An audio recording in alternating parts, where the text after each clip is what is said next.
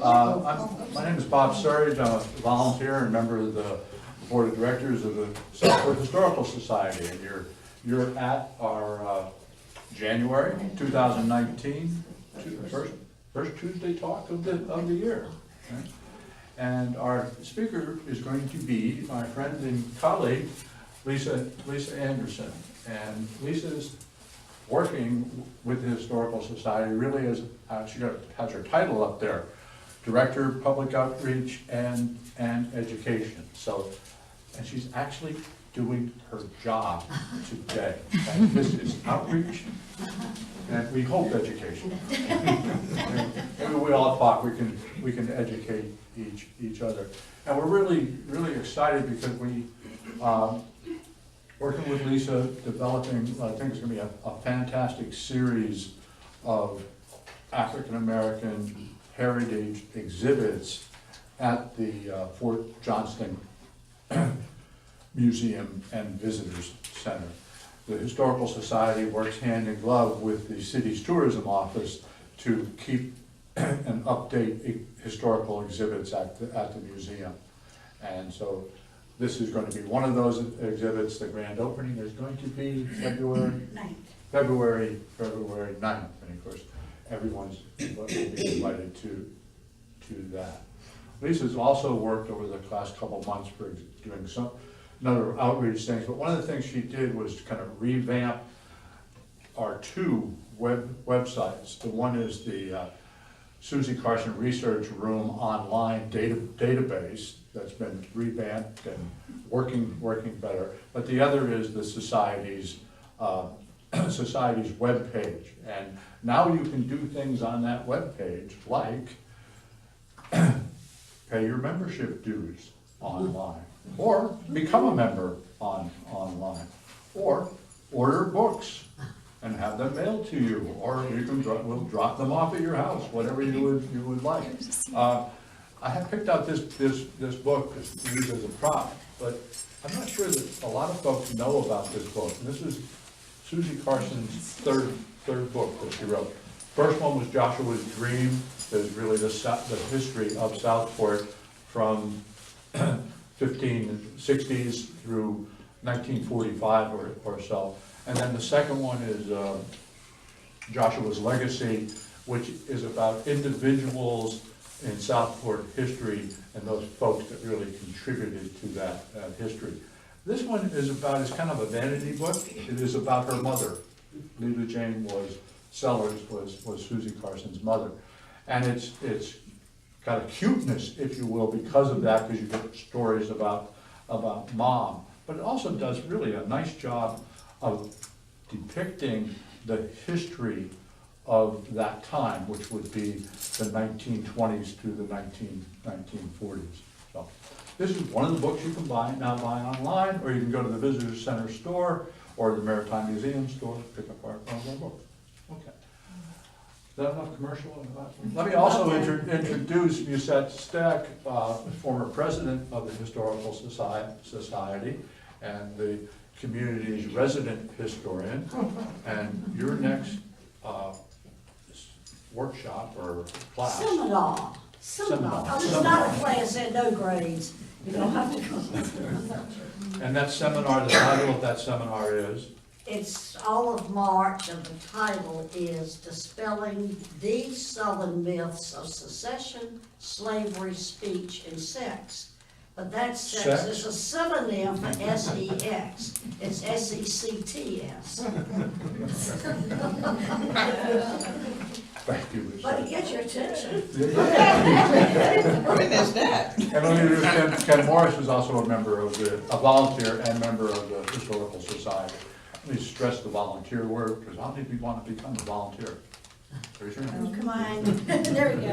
Okay. All right. Oh, wait, you can sign up for the class here. That's the telephone number I've given, yeah. Okay. The newsletter works, it got out fast. There were several people who called yesterday and said, sign me up for the class. She said, I thought you weren't gonna start till March. I said, I'm not. But when people, so people can register here. Let me release the floor to Lisa, because she is, after all, our speaker. Right. Good morning. Morning. I'm really excited that you guys are here today. Happy New Year. I think for Historical Society, it is going to be a wonderful year. We have a lot of great things planned, a lot of programs. We've got some new people who are coming in with great fresh ideas, and we've got people around with a lot of history and a lot of wonderful things to offer, so it's going to be a great year. And as Bob said, we would love to have new volunteers. There's always more than enough stuff for people to do. So, having said that, I'm going to start by telling you a little bit about the new exhibit that Bob mentioned that will be opening on February 9th. The overarching theme is African American history and culture in Southport. With an emphasis beginning on education. And so the exhibit concept in a nutshell is basically, as I said, it'll start with education. That will be up for a period of time, and then we will rotate topics to encompass things like business and entrepreneurship, church life, music and art, military service, and perhaps some other topics over time. And as each topic rotates out of the museum physically, it will then become an online exhibit as part of our website. So that data will continue to grow, and people even outside of our local area, then if they are interested, can see that work as well.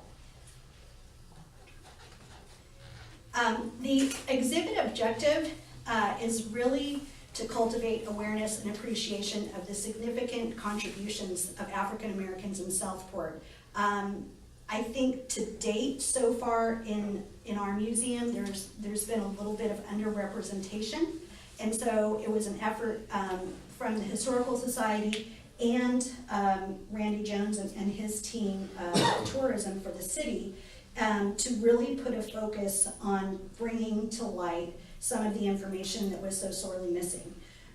So the goals are to ensure that an inclusive history of Southport is told, to promote and embrace cultural diversity in Southport, and to inspire our youth by informing them about the accomplishments and contributions of the African American community. So before I start to say anything else at all, I want you all to know I am a story facilitator. This is not my story, but I am totally passionate about this story.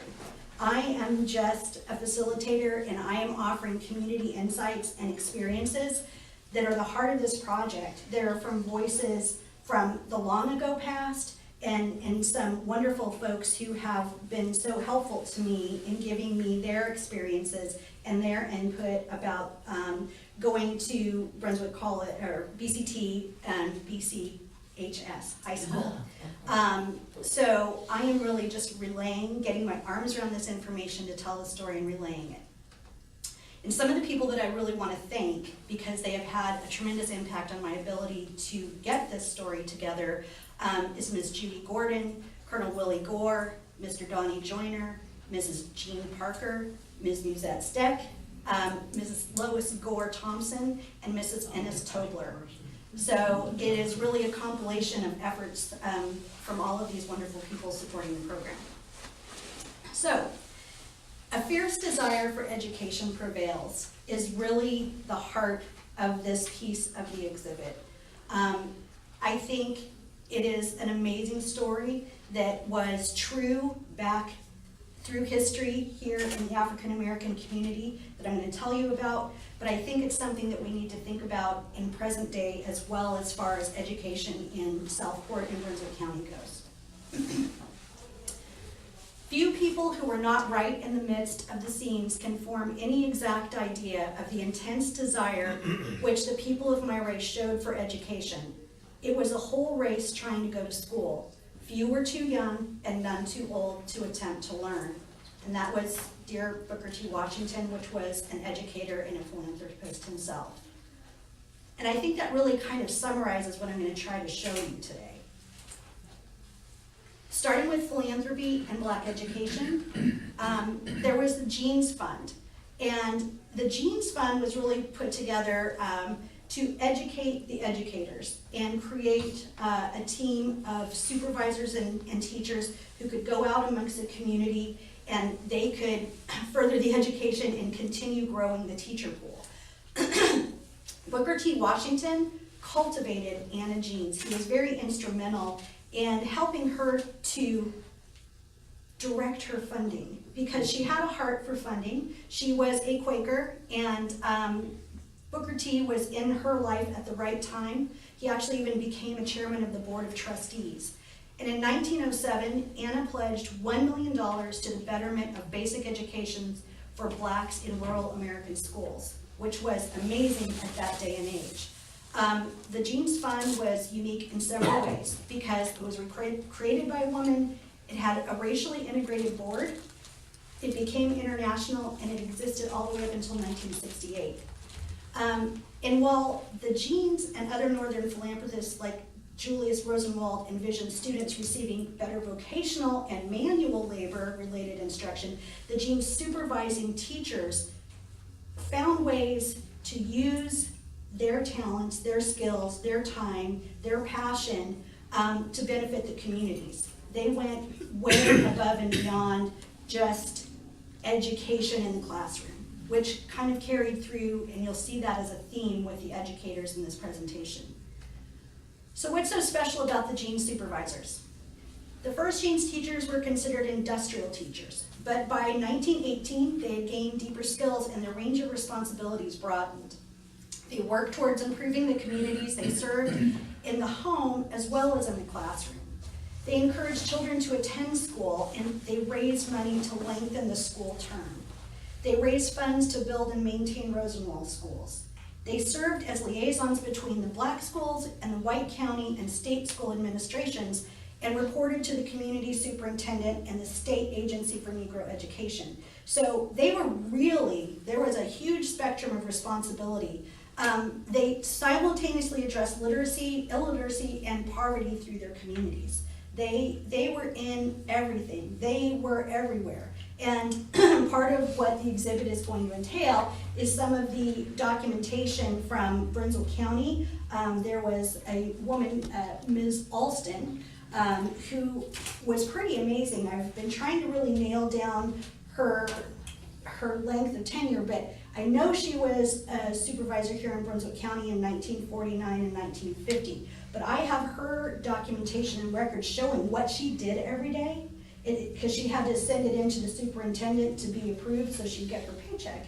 And it was just extraordinary to see that. So there'll be binders with information if you want to see the kind of detail like that about the work that they did. Also is Miss Miriam Peaches Gore. She was the first Jeans teacher at BCT. And then she went on to serve as supervisor for black public schools in Brunswick County. So both of these women were incredibly important in the infrastructure of schools and supervisors and educators here in Southport.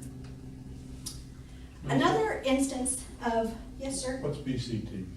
BCT is Brunswick County Training School. That is the official name, and thank you, yes, I'm gonna get into that detail, but yes, that's what it stands for. Later in time, it became Brunswick County High School, but in the early days, it was Brunswick County Training School, which is known to most people as BCT for short. Another instance of philanthropy was the Rosenwald schools in the rural South. So again, influenced by Booker T. Washington, Julius Rosenwald created the Rosenwald Fund, which was active from 1912 until 1932. Now, Julius Rosenwald was a Chicago CEO of Sears, Roebuck and Company, and he was very well-to-do. And again, just like Anna T. Jeans, he wanted to figure out the best way that he could utilize his funds to further education. So again, the timing was perfect. Booker T. Washington was a key individual in his life and was able to influence him to create the Rosenwald Fund. And the Rosenwald Fund was really interesting. Rosenwald didn't just give money to communities to say, here, go build a school. He wanted people to be all in. He wanted people to commit to creating these schools and to bettering education. So he did a program where it was kind of like matching grants. So he would supply seed money, and then the African American and the white community would be tapped to raise funds through a whole ton of different ways of fundraisers and whatnot, to make up the amount of money that was required for the project. So that was something interesting and a kind of a different way of doing funding. Millions of dollars were raised by African American rural communities across the South to fund better education for their children. And again, they had to reach out to the white community as well as to local government to try to augment those funds to get enough money to build the schools. More than 5,300 school buildings were constructed throughout 15 southern states. More were built in Northern Carolina than any other state, with a total of 813 by the end of the program. And another interesting thing, specifically around Rosenwald schools, and I go into great detail in the exhibit, is they noticed that there were substandard buildings being utilized for education. Sometimes they were one-room schoolrooms, and they were lacking in just the basic comforts for humans to go and learn. And so Rosenwald and an incredibly smart team of people that he put together, engineers and architects, decided to come up with these various floor plans. 2-teacher schoolhouse, a 4-teacher, 7-teacher, and they took into account things like bringing in natural lighting, being able to have plumbing or an outside facility at least nearby, and just normal things that we take for granted every day. But those things were lacking back at that time, and Rosenwald and his team really tried to address that by creating some standards. And they were very specific about which way the buildings faced, how much land was around it. So it was a step forward for sure in the rural South. Were there Rosenwald schools here in Brunswick County? Indeed, thank you for asking that. Segue into the next one. That was a plan. I'll give you your $5 later. So Rosenwald schools in Brunswick County. In 1921, the African American community in Southport raised $8,920 for construction of the first Brunswick County Training School, or BCT. And they were using the Rosenwald 4-teacher floor plan. Everyone was thrilled. The funding sources, based on Fisk University sources, the black community, 2,000 whites, 1,300 public, $4,420, and Rosenwald put in $1,200. So that was how the funding broke out for this initial school. Unfortunately, the school was completed, but the students were never able to attend because there was a fire in January of 1922. So right before school was supposed to start, there was this mysterious fire, and it was never solved. Yeah. And ironically, the bank that had insured that building suddenly closed its doors, and those school funds were lost. So that's a pretty sad story, and you would think that that would pretty much kill somebody's desire and attempt to do anything further because they got shut down. Well, it didn't, because the African American community was incredibly resilient, and so they said, we're gonna start all over again, and we're gonna make this happen. So the community took steps once again, and they started working on Brunswick BCT number 2. It was completed in 1924, and it was to provide academic and vocational training to the community. The first graduating class was in 1929 with a huge size of one student, Miss Bertha Bryant. What an honor it must have been for her to be the first graduating student. I can't imagine how amazing that must have felt. It was the only black school that went past the 7th grade to the 12th grade back until the 1950s. And in the early years, the school session in most of the rural South was only for a few months during the winter because kids had to stay back at home and try to help their parents, whether it was on a farm or helping with younger siblings, because the parents were just working hard and they needed all the extra hands they could get. So it was a very limited time frame that children could even have the opportunity to go to school.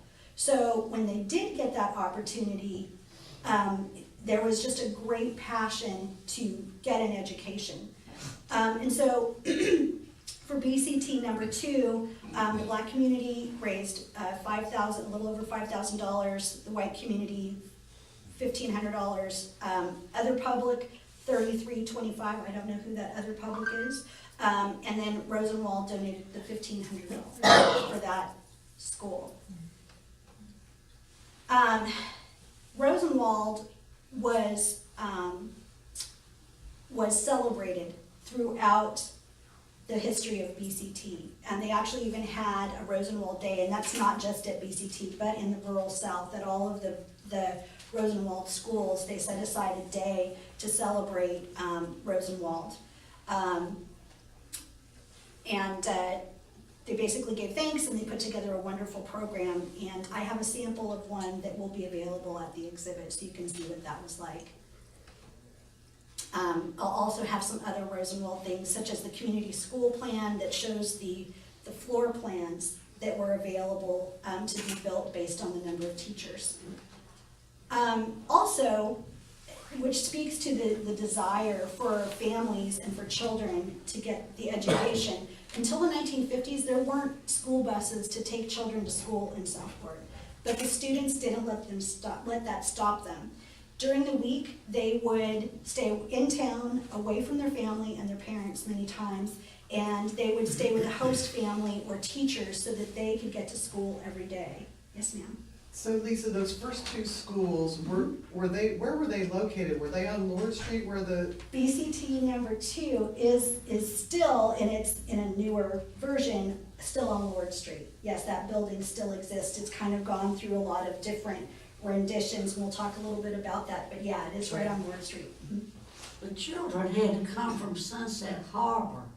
That's way down the road. They came here, so I mean, it wasn't just in Southport. Right. And where that golf course is, at that Fort something golf course, that was another Rosenwald school Oh, okay. out there for. Oh, Old Fort, Yeah, that's on it. 133. Yeah.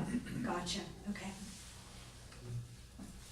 So, this is probably my favorite part, is the educators. They were custodians of future generations. Starting off with Professor Frank Fesser Gordon. He was born in 1856 and died in 1939. He was born as a slave on the John C. Swain plantation and was freed at the age of 9. His early education was at St. Philip's Church, located over on Moore Street. And as a young boy, he was so hungry to learn, he paid a gentleman to teach him math equations. And he paid that gentleman 5 cents for every 2 fraction problem that he would teach him. What kid do you know today that is going to say, sir, can you please, I will pay you to teach me math. That does not happen. So I love that example. And then he went on to be an amazing educator himself in Brunswick County. And for 55 years, he taught so many people in Brunswick County, and I just think that kind of sets the stage for the level of passion that we're talking about. Another wonderful woman, Sarah Mackenzie Evans Moore, she was born in 1879, and she completed 4 years of high school, and she began teaching at BCT in 1925. And near the end of her illustrious teaching career, she earned a whole $800 a year. So, not, educators, not a lot of pay. It's still a problem. And then there's Professor Cabanis. I did a lot of interviews with local folks who went to BCT or Brunswick County High School and asked for their impressions, asked for who made an impact on your life that you can look back at today and point to turning you around or giving you hope or inspiring you. And I got a lot of different answers, different educators and family members and people in the community. However, Professor Cavanis was like the number one go-to. Absolutely everyone mentioned him as having an incredible impact on their life. And so he was principal from 1932 until his retirement in 1970. Due to his strong role modeling and intense dedication to his students, he was one of the most well-loved and respected educators at BCT, BCHS. He was known to be a little strict. However, he was known to care about those students and put them above everything else, inside school and outside of school. His entire life was dedicated to improving the school situation in many, many ways that we'll talk about, and improving students' lives. So, in some of the ways that he improved school was to use motivational tactics, such as bringing in a band, or bringing in other basketball team, things like that didn't exist until he figured out that not only was that going to enrich the students' lives, but that was also going to motivate them to do better in school as well. So he was known as being a strict teacher, but fair. And he had respect for his students, and every single person I spoke to said he respected us. We may not have liked getting in trouble, but we knew that he was being fair with us. And he made the best of inferior equipment and inadequate funding. He kind of was there through some really tough times, and there weren't enough materials. There weren't great tools for the teachers to work with to educate their students, but he did everything within his power to turn that around and make the best of an unfortunate situation. And Mrs. Innes told her, when I interviewed her, I love this, she said, he cared for us like we were his children. What teachers do you know that, some, I'm sure, but across the board, that's a pretty strong statement for years later a student to remember that, man, he just treated us like his children. That speaks volumes to me about Professor Cavanis. And then my favorite story about him, thanks to Donnie Joyner, one of our local historians, he shared with me this letter that was written to him from Gloria Chester Howard Clark back in 2014, which was Alvin Cavanis's grandniece. So she wrote this letter to Donnie, and I'll read it to you. On one occasion when we were talking, Uncle Alvin told me about when back in the 1930s, how he would go out in the woods at night to meet with white principals to get their old books to take back to his school. He said the books was sometimes old and raggedy, but at least his students could have something to read from since there wasn't enough books at his school. I asked him, wasn't he scared of going out along in a time he could have gotten killed? And he said, of course. Uncle Alvin said, no, because he was doing what was helping the kids. I know for sure that Uncle Alvin's life was helping others, and working with kids was his reason for living. He told me if he could do anything to help make things better, then he would. So, again, to the level of passion and dedication and that fierce desire to educate, I think that's an excellent example. How many of us would be willing to go out under incredibly dangerous circumstances into the dark of night to go and get books for our students? I mean, that is pretty dedicated. It was dangerous for both men. No doubt, no doubt. Really? Sure, absolutely, that's a very good point, yeah. So, above and beyond the classroom, it's all about respect. Something that really, again, rose to the top when I spoke with people and when I did the research reading. The educators at BCT did more than teach academia. It was beyond reading, writing, and arithmetic. They taught life skills and how to be a good citizen. They nurtured students and spent plenty of quality one-on-one time with them, and they really ensured that everybody's needs were met. Lois Gore was telling me how one of her teachers, Mrs. Green, she would just stay after with her. You know, it didn't matter. It was, she would spend her personal time whenever Lois needed it to help her. And they were extremely positive role models on every level. And again, this comes from multiple people. It wasn't just in the classroom and on the grounds of the school. They were mindful of how they spoke, how they dressed, how they behaved, how they responded to difficult situations in everyday life in the community, because they wanted to be the ultimate role models for their students. So it really gave the children someone to look up to and to aspire to be like.